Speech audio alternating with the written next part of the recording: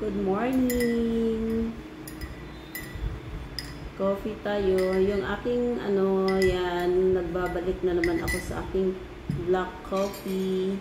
Tapos meron ako ditong pandesal tsaka itlog. So bago ako maglinis, mili yung boss ko kanina ng pandesal. Tapos umalis pala yung dalawa kong boss. Akala ko ang umalis yung boss ko lang lalaki. Nalaman ko na lang na umalis. Kasama yung boss kong babae is nag-chat sa akin. Kaninang mga alas 6 ata yun, narinig ko na yung may gumagalaw-galaw dito sa sa kusina. Yun pala. Silang dalawa pala yun.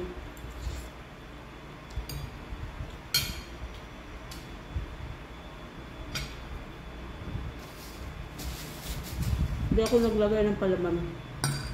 Yung itlog naman is wala lahat. Walang asin, wala lahat.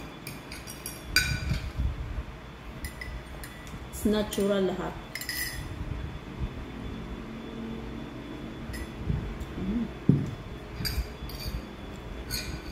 Sobrang tapang pa lang itong kape ko eh.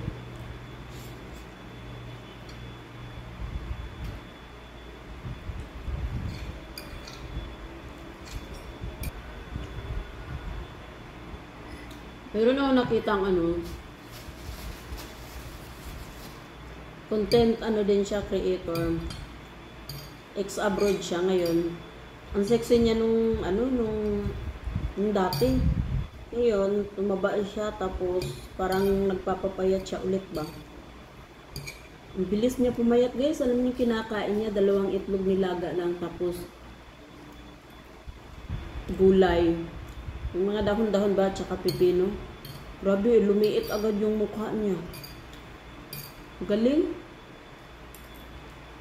Magaya ko nga yung ganun. Alam niyo kapag kapag walang tinapay dito sa bahay. Hindi ako naghahanap guys ng mga Pero pag meron, hindi ko talaga maiwasang nakakain, lalo na yung pandesal na pandesal Pandi Manila na pandesal. Ang sarap. Pero sa kanin is bawas talaga ako guys. Brown rice talaga yung kinakain ko. Nakikishare ako sa brown rice ng mga boss ko. Kaya ang daming bigas ng boss ko dito na white rice.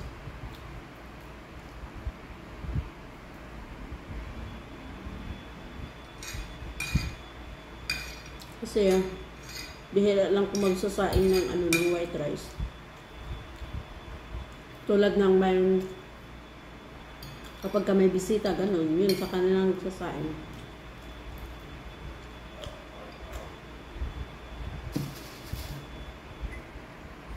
Tapos pag bumibili yung mga boss ko ng brown rice, ilang kilo yung binibili nila, nasa ata 5 or 10 mga ganyan. Ang tagal maubo, siguro maabot yata ng 2 linggo, 2 or mga 2 linggo ganun. Kasi ang brown rice kasi kapag hindi siya, kahit kunti lang yung kakainin mo, busog ka na. Hindi ka guys sa puti kapag magsasaing ako yung kinakain ko yung white rice. Siguro isang ganito ang nauubos ko. Lalo na kapag may sabaw. Ay, sus, Ginoo.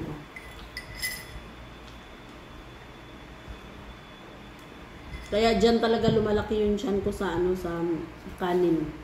Especially sa white rice talaga. Kasi hindi ko makokontrol. Lalo na yun nga kapag may sabaw. Sa akin kasi sabaw is, ay naku. Kahit wala akong ulam guys. Satisfied na ako sa sabaw lang. Tapos with patis,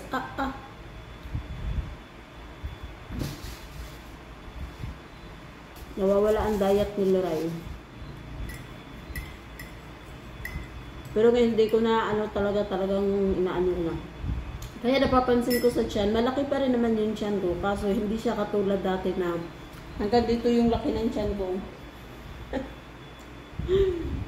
Parang akong buntis ng ng 5 buwan.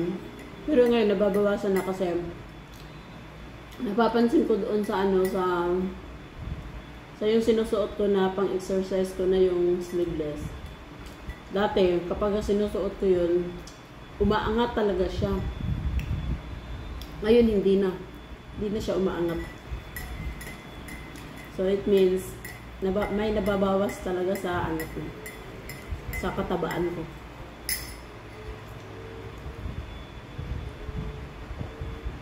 Lalagyan ko sana to ng ng lemon kaso hinamad na ako. So kagabi naman nag-lemon naman ako tsaka itong kape. So ngayon na lang muna is black coffee without lemon tsaka honey. Mamayang gabi na lang ako maglagay kasi baka lalabas ako mama, bibili ako ng lemon kasi isa na lang yung nandito, baka kasi biglang mag lemon yung mga alaga ko. Although hindi man sila naghahanap, pero syempre iba pa rin yung meron na makukuha sila doon. Tapos ang daming honey yung bus ko. Hahay, Diyos niyo. May panglagay na naman si Loray sa niya. So yung guys, hanggang dito na lang yung yung aking video. Bye!